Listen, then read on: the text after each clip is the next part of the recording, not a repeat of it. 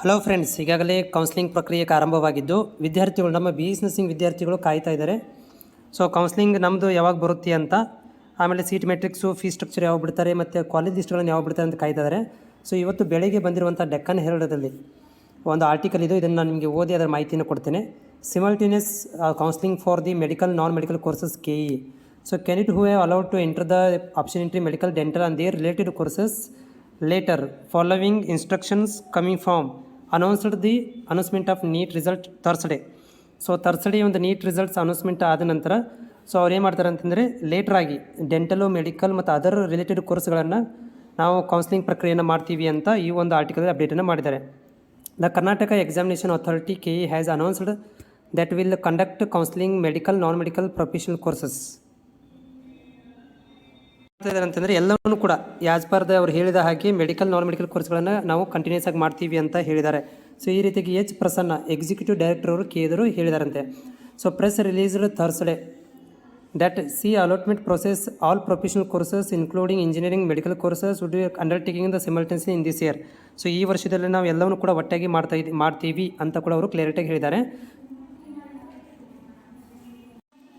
According to release candidate have been given 7 days to enter the option entry for the first round seat allotment engineering, veterinary and other courses. So ಅವ್ರ ಪ್ರಕಾರ ಅಂತಂದರೆ ಈಗ ಒಂದು ವಾರದಲ್ಲಿ engineering, veterinary ಮತ್ತು other ಕೋರ್ಸ್ಗಳ option entry ಮಾಡಲಿಕ್ಕೆ ಬಿಟ್ಟಿದ್ದೀವಿ. The candidate will allowed to enter their option entry medical, dental, other related courses later following the announcement of the NEET result Thursday. So Thursday ಒಂದು ರಿಸಲ್ಟ್ ಅನೌನ್ಸ್ಮೆಂಟ್ ಆದ ನಂತರ ನಾವು ಬೇರೆ ವಿದ್ಯಾರ್ಥಿಗಳು ಕೂಡ ಅಂದರೆ ಮೆಡಿಕಲ್, ಡೆಂಟಲ್, ಅದರ್ ಕೋರ್ಸ್ಗಳಿಗೆ ಕೂಡ ನಾವು ಪರ್ಮಿಷನನ್ನು ಕೊಡ್ತೀವಿ ಅಂತ ಹೇಳಿದ್ದಾರೆ.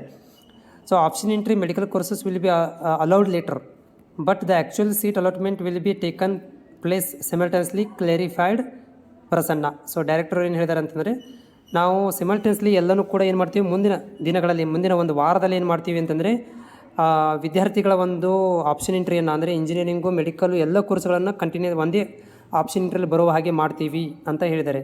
ಸೊ ಅದರ ಸಲುವಾಗಿ KEಗೆ ನೀವು ಕಾನ್ಸ್ಟೆಂಟಾಗಿ ಟಚ್ಚಲ್ಲಿರಬೇಕು. ಆಮೇಲೆ ನಾವು ಕೂಡ ಏನು ಮಾಡ್ತಾಯಿದ್ದೀವಿ ಅಂತಂದರೆ KEದವರು ನ್ಯಾಷನಲ್ ಮೆಡಿಕಲ್ ಕೌನ್ಸಿಲ್ ಜೊತೆ ಕಂಟಿನ್ಯೂಸ್ ಆಗಿ ಟಚ್ಚಲ್ಲಿದ್ದಾರೆ. ಸೊ ದಿಸ್ ವೀಕದಲ್ಲಿ, ಈ ಒಂದು ವಾರದಲ್ಲಿ ಏನು ಮಾಡ್ತೀವಿ ಅಂತಂದರೆ ಅದನ್ನು ಅನೌನ್ಸ್ಮೆಂಟ್ ಮಾಡ್ತೀವಿ ಕೂಡ ಅಂತ ಇವರು ಹೇಳಿದ್ದಾರೆ. ಇದು ಒಂದು ಆರ್ಟಿಕಲ್ ಬಂದಿರುವಂಥದ್ದು ಡೆಕ್ಕನ್ ಹೆರಲ್ಡಲ್ಲಿ ಕೊಟ್ಟಿರುವಂಥದ್ದು. ಈ ವೀಕದಲ್ಲಿ ಅಂದರೆ ಈ ವೀಕದಲ್ಲಿ ಎಲ್ಲರಿಗೂ ಕೂಡ ಆಪ್ಷನ್ ಎಂಟ್ರಿ ಮಾಡಲಿಕ್ಕೆ ಪರ್ಮಿಷನ್ ಕೊಡ್ತೀವಿ ಅಂತ ಹೇಳಿದ್ದಾರೆ.